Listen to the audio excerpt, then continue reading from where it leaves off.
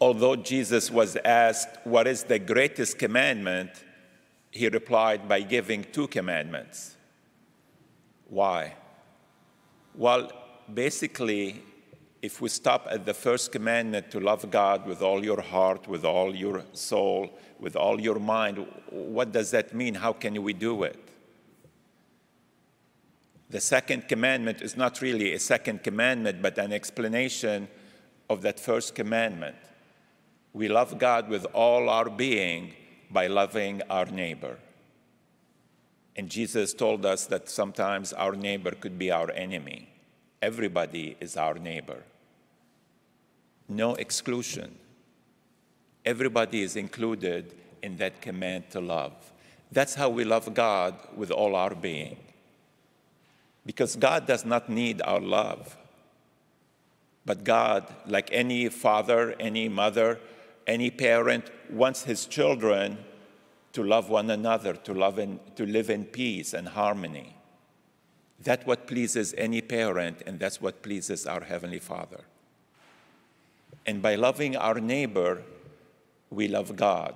By loving our neighbor, we live in peace, although we might have struggles in our lives. But we have that inner peace, we have that inner joy that comes from fulfilling God's command for us to be people of love.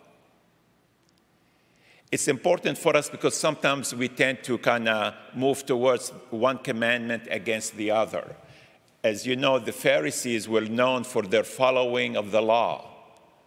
All the specific things of offering sacrifice, how you clean your hands, how you clean the pots and pans, who you touch. But a lot of times, by following those rules, they did not love their neighbor. Like the example, the parable Jesus told about the Samaritan and the person who was injured and left on the road. The priest went by, he didn't touch him because that would make him unclean. Another person passed by and they didn't touch him.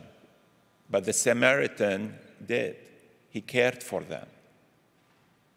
Sometimes we get so much focus on the law that we forget how does that impact our brothers and sisters. Are we acting in love?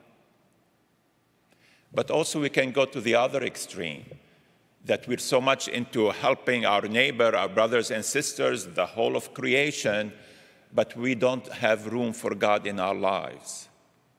We do it because we're good people. We do it because it makes us feel good.